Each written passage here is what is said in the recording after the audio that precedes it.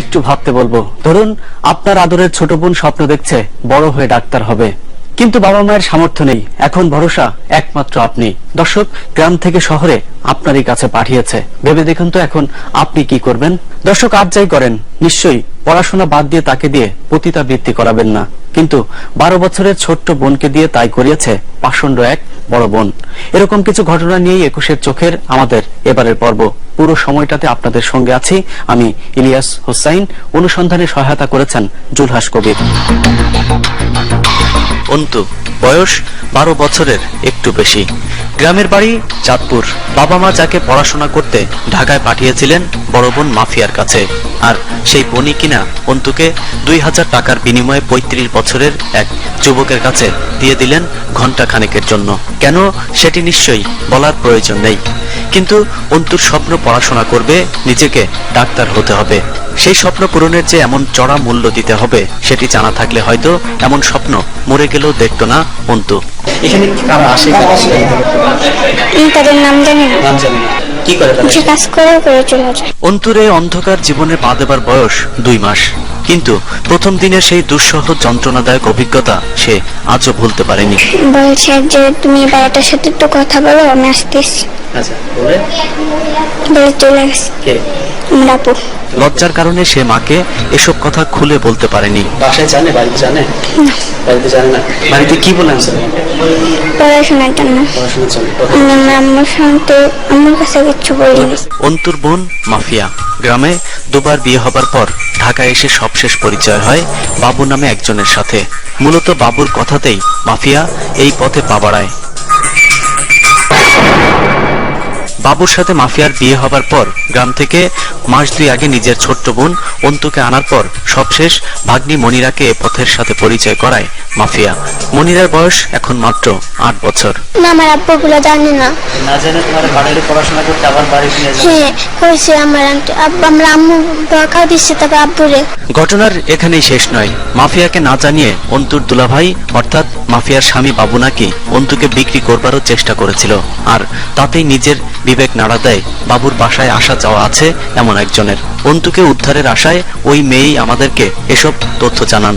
ওখানে যাওয়ার পরে মেয়েটা আমাকে ইশারা দিয়ে ডাক দিচ্ছে, কথা বলতে চাইছে। তো কথা বলার পরে মেয়েটা আমাকে সব খুলে বললো, এরকম প্রবলেম হয়েছে, কি সমস্যা, ওই ধরনের পরিবেশে আছে, ওর আপন বোনকে দিয়ে কাজ করাইতে চাইছে।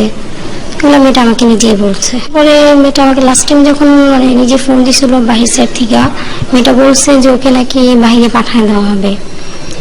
এখন সেটা বিক্রি করে দিবে না ওকে কাজের জন্য পাঠানো হবে, সেটা তো আমাকে খুলে বলতে পারেনি। ওকে বলছিল যে ওকে বাংলাদেশের বাইরে পাঠিয়ে দেওয়া হবে। তার পরামর্শ এবং কৌশল অবলম্বন করে আমরাও গ্রাহক হিসেবেই বাবুকে ফোন করি, কিন্তু অপরিচিত বলে মাফিয়ার স্বামী বাবু প্রথমে আমাদেরকে যেতে দিতে রাজি হয়নি। হ্যালো, সালাম বাবু ভাই, বাসায় যাওয়া যাবে নাকি? আপনারা চিনি না? মিশির আপনাকে চিনি।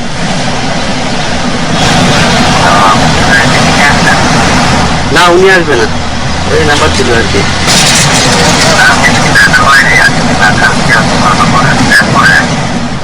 ও, ঢাকার বাইরে। পরে অবশ্য বাবুর চেনা জানা একজনের পরিচয় দিলে ভেতরে যাবার অনুমতি মেলে। আপনার নাম কি? মাসুদ। মাসুদ। এখন কোথায় আছেন? আমি এখন আছি মগবাজারে। আপনার বাসাটার সাথে আমি চিনি না। বাজার থেকে মুখতে লাগবে বুঝলেন? হ্যাঁ, আর সামনে যে রাজনীতির রাস্তায় এটা রামপুরের হ্যাঁ, রামপুরের দিকে, ওই রেল লাইনের দিকে। রেল লাইনের দিকে যাওয়ার আগে হাতের বাম সাইডে খাতনা উইংয়ের যে একটা হাসপাতাল, হ্যাঁ, আচ্ছা আচ্ছা। এখানে এসে আমার ফোন দেন। বাবুর বান্ধবী ঠিক যেভাবে বলেছিল সবকিছু সেভাবেই হয়েছে, কিন্তু এলোমেলো অন্তুর জীবনের গল্প যেন পাহাড়ের চেয়েও দুর্গম আর পাথরের চেয়েও কঠিন মনে হচ্ছিল। কি বলছিল পার্সোনালি? বলছিলাম যে আপু এখান থেকে এখানে আমি থাকবো না, আমাকে নিয়ে যান। অসহনীয় এমন জীবন থেকে অন্তু মুক্তি চায়, নিজেকে মুক্ত করতে চায় নিজের বড় বোনের বন্দি নরক থেকে। তোমার কি এগুলি করতে ইচ্ছা করে?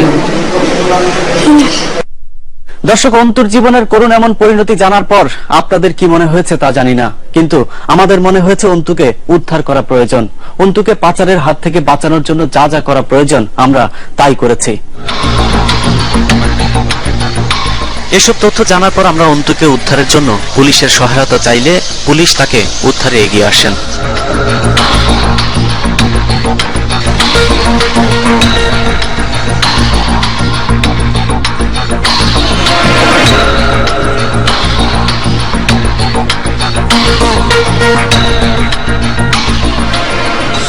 সন্ধে 6টা। পুলিশের সাথে মাফিয়ার পাশায় 21-এর চোখ।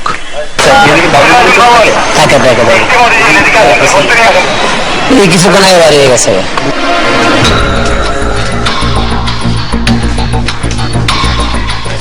বাসার ভেতরে যেতেই আমাদেরকে দেখে চমকে ওঠেন মাফিয়া, অথচ মাত্র 2 ঘন্টা আগের ঘটনা অস্বীকার করেন সে।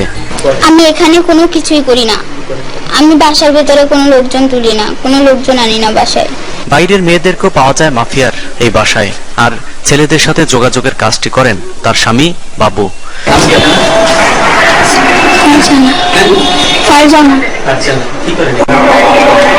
এখন যে মেয়েটা আপনার বাসায় আছে সে কেন আসছে? সে কে তাকে আমি চিনি না, অন্য এক লোকের মাধ্যমে তাকে আনা হয়েছে বাসায়। আমি বলেছিলাম যে আমি তোমাকে দেখি, পরে আমি তোমাকে ওই লোকের কাছে পাঠিয়ে দেবো, কিন্তু পরবর্তীতে যদি আমার প্রয়োজন হয় তাহলে আমি অন্য কোথাও পাঠাবো তোমাকে। আপনি এই পাঠাপাঠির কাজটা আপনি করেন না? হ্যাঁ। মূলত মাফিয়ার বাসাটি এসব অপকর্মের জন্যই ব্যবহৃত হয়। মাফিয়ার কাজ দুই পক্ষের সাথে যোগাযোগ করিয়ে দেয়া। দেখা গেছে যে আমি যদি গেস্টের কাছ থেকে 5,000 নিয়ে দেই, ওই মেয়েকে আমি 3 দিয়ে দিই, অন্য যার মাধ্যমে আসে তাকে আমার 1 দিতে হয়, আমার 1 থাকে। আর যদি বাসা যদি ইউজ করতে চায় সেক্ষেত্রে কত টাকা নেন? আমার বাসায় যদি ইউজ করতে চায়, আমি শহরে কাউকে আনি না, তারপরে যদি আসে আমাকে রুম ভাড়া বাবদ 1,000 টাকা দিয়ে যায়। আর মেয়েদের পাওয়া না গেলে মাফিয়া নিজেই এই কাজটি করেন, তখন আবার পুরোটাই তার। আমি সব সময় এটা করি না, আমি বাসায়ও কোনো কিছু করি না। মাস 3 আগে মাফিয়ার বাচ্চা হবার কারণে আপাতত সে এই কাজ করতে না পারায় নিয়ে আসে অন্তুকে। বয়স কম হবার কারণে ছোট বোন অন্তুর চাহিদাও নাকি অনেক। না, আমি আমার বোনকে দিয়ে তো সবসময়, আমি তো আপনাকে ওই সময় বলেছিলাম 1টা অথবা 2টা কাজ। নিজের বোনকে দিয়ে কেন এ ধরনের ঘৃণ্য কাজ করানো হয় সেই প্রশ্নেরও উত্তর দেয় মাফিয়া। ওর পড়াশোনার খরচ জোগানোর জন্য এই লাইনের সাথে জড়িত হয়েছি 2 মাস যাবত। অনেকেই এসব করতেছে, এখন যদি তুমি এসব করো তোমার ওটা দিয়ে তুমি নিজের লেখাপড়াটা চালায় নিতে পারবা। এক পর্যায়ে মাফিয়া সবকিছু স্বীকার করতে বাধ্য হয়। এরপর পুরো বাসায় শুরু হয় পুলিশের তল্লাশি। পরিস্থিতি দেখে বোঝা যায় যৌনকর্মের পাশাপাশি সেখানে চলে বিভিন্ন অপকর্ম। পরে পুলিশ তাদের সবাইকে গ্রেফতার করে থানায় নিয়ে যায়। সেখান থেকে অন্তুকে রাখা হয়েছে ভিকটিম সাপোর্ট সেন্টারে। দর্শক, ভাবতে বলেছিলাম আপনার ছোট বোনের দায়িত্ব দেয়া হলে আপনি কি করবেন। নিশ্চয়ই এতক্ষণে কিছু একটা ভেবেছেন। একটু মিলিয়ে দেখুন তো মাফিয়ার ভাবনার সাথে আপনার ভাবনা মিলছে কিনা। হয়তো মাফিয়াও এমনটি ভাবেনি, কিন্তু তাকে এই কাজ করতে উৎসাহ জুগিয়েছে তার স্বামী বাবু। বাবুর কথা মনে রাখতে হবে দর্শক, তার কথায় একটু পরে আসবো। তার আগে আপনাদেরকে নিয়ে ঘুরে আসবো অন্তুর গ্রামের বাড়ি থেকে। মাফিয়ার কাছ থেকে ঠিকানা নিয়ে আমরা অন্তুর গ্রামের বাড়ির উদ্দেশ্যে রওনা হই, কিন্তু মাফিয়া যে ঠিকানা দিয়েছিল ওই এলাকায় ওই নামে কেউ থাকে না। ওই মেয়ে টাকাটা থাকে এটা আমি চিনি না। আপনি স্থানীয়? চিনেন এই নামে কেউ নাই? না, এটা আমি চিনি না। তার মানে আমাদেরকে ভুল ঠিকানা দেওয়া হয়েছে। আমরা শেষ পর্যন্ত অনেক খোঁজাখুঁজির পর অন্তুর মামার বাড়ি খুঁজে পাই। অন্তুর মামা মজনু মিয়া মাফিয়ার ব্যাপারে সে জানে, তার ভাগ্নি কোটি কোটি টাকার ব্যবসা করেন, সেই রকম অবস্থা। ছোট বোনকে নিয়ে গেছেন ডাক্তার বানিয়ে ছাড়বেন। যেটা ডাকাত থাকে এটা বাড়িঘর করছে টাকা। হ্যাঁ, করলো কি করতো সে? এটা অনেক উৎপাদের দোকান আছে। দোকান আছে তার, সে দোকানদারি করে। একবারে ছোটটা কি করে? ছোটটা ওই যে ছোট এই যেটা ডাকা থাকে এই বুনের ঘরে থাকে। পরে মামার কাছ থেকে ঠিকানা নিয়ে আমরা খুঁজে পাই অন্তুর নিজের বাড়ি। অন্তুর মা ফরিদা বেগম, অভাবের সংসার, স্বামীর সাথে যোগাযোগ নেই কয়েক বছর, যে কারণে তার এখন একমাত্র ভরসা বড় মেয়ে মাফিয়া, আর ভবিষ্যতের জন্য তাকিয়ে আছেন অন্তুর দিকে। ফরিদা বেগম এখনো ভেবে বসে আছেন ছোট মেয়ে ঢাকার বড় স্কুলে পড়ছেন, সংসারের সব অভাব একদিন সেই গোছাবে। ছোট মাইয়াটা স্কুল ভর্তি করাইছে, যেহেতু গার্মেন্টস আর কি করে, তখন এখানে স্কুল ভর্তি করিয়ে দিচ্ছে। অনেক পরীক্ষা দিয়ে অনেক পরে নাকি তা জানি না, স্কুল বন্ধ। এরকম হয় যে আপনার বড় মেয়ে ওই কাজটা করে এবং সে আপনার ছোটটাকেও পড়ালেখার নাম করে নিয়ে ওই কাজেই ব্যবহার করছে, এরকম যদি হয়? না পরীক্ষা না দিচ্ছে। বাবা মার আপন মানুষের এমন স্বপ্নকে আমরা শ্রদ্ধা জানাই, কিন্তু যাদের কারণে অন্তুর জীবনের স্বপ্নগুলো আজ দুঃস্বপ্নে পরিণত হয়েছে তাদের বিচার আপনাদের মতো আমরাও দেখতে চাই। দর্শক, এতক্ষণ যে ঘটনাটির বর্ণনা দিয়েছি সেই ঘটনার অন্তু বা মাফিয়ার কারোরই নাম বা ঠিকানা আসল নয়। সামাজিক মান মর্যাদার কথা চিন্তা করে আমরা তাদের ছদ্মনাম ব্যবহার করেছি, কিন্তু নাম না জানা এরকম হাজারো অন্তুর জীবন আজ মাফিয়া আর বাবুদের কারণে যৌনপল্লীর চার দেয়ালে বন্দী।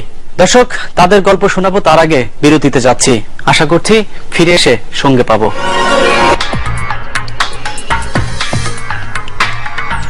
সঙ্গে থাকবার জন্য ধন্যবাদ। আপনাদের সঙ্গে আছি আমি ইলিয়াস হুসাইন। বিরতির আগে যা বলছিলাম, দর্শক, যে বয়সে একটি শিশুর স্কুলে থাকার কথা সেই বয়সেই তাকে থাকতে হচ্ছে যৌনপল্লীতে। এবার আপনাদেরকে তেমন কিছু মেয়ের গল্প জানাবো।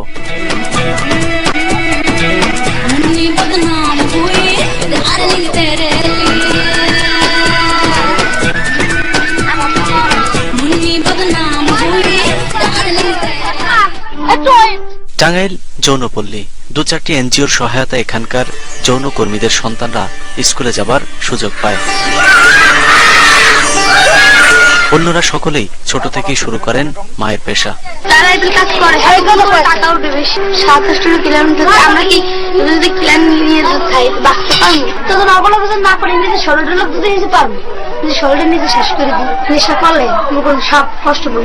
এখানকার অধিকাংশ মায়েরাও চান তার মেয়ে ওই পেশাতেই থাকুক। কেউ কেউ সন্তানদের মারধর করে বাধ্য করেন ওই কাজ করতে।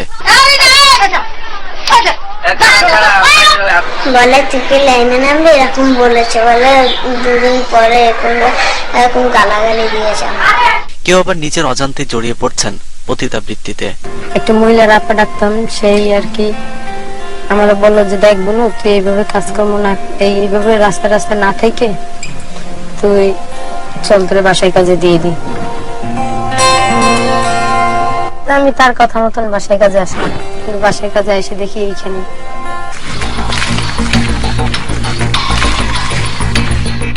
এদের একটা অংশ শিকার হচ্ছেন পাচারের। দেশের বিভিন্ন যৌনপল্লীর দালালদের হাত ধরে বাংলাদেশি নারীরা পাচারের পর আজীবনের জন্য বন্দী হয়ে যাচ্ছেন পার্শ্ববর্তী দেশ ভারতে।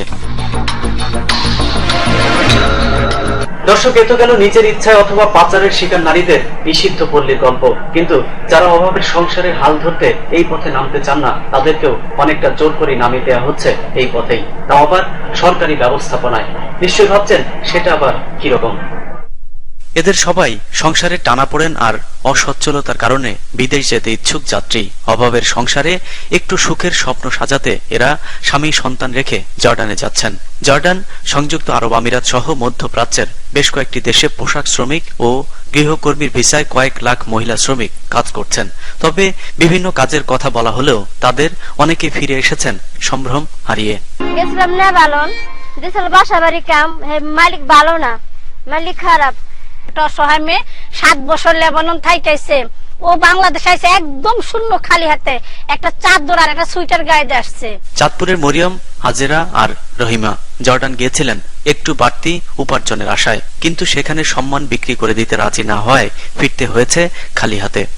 আমার আত্মা হলে দিত, এই যে খাওয়ান দিত না, খিদের পেটে ভাই নিজের পেশাকে নিজে খাইছি, মারি থেকে মাথায় আউটে গেল পর আর আমি কিছু করবেন নি, জ্ঞান আসল আমার 6 মাস পাগলা কারো দাছিলাম, আমার খাওয়াই দিছে, আমার হাত পাও ধোয়াই দিছে, আমার অন্য একটা মানুষ দেখ কাপড় চোপড় পরাই দিছে। অনেকে আবার সেখানকার বাড়ির মালিকের কাছে শারীরিক নির্যাতনের শিকারও হতে হয়েছে। বিদেশ যায় মানুষ মরবে, বিদেশ গেছিলাম বাপ মা তুই, পয়পুলান তুই, স্বামী তুই, যে ভালো করে লেখাপড়া করুম, ভালো করে খাওয়ান দিব। 3.5 মাস আসছিলাম, 3.5 মাসের মধ্যে আমারে মায়ের দূর করতে চাইছিল, আমি বাসায় পলাইছিলাম। আশ্চর্যের বিষয় হলো জর্ডান সহ এমন দু একটি দেশ আছে যেসব দেশে পুরুষ শ্রমিক না নিলেও নারী শ্রমিক নেওয়া হচ্ছে। বর্তমান সরকারের আমলে শ্রমিক রপ্তানির অন্যতম ভরসা হয়ে দাঁড়ায় এসব নারী শ্রমিক। আর তারা দেশে ফিরে এ ধরনের নির্যাতনের হাজারো অভিযোগ করলেও মন্ত্রী জানান তার কাছে নাকি এ ধরনের কোনো অভিযোগ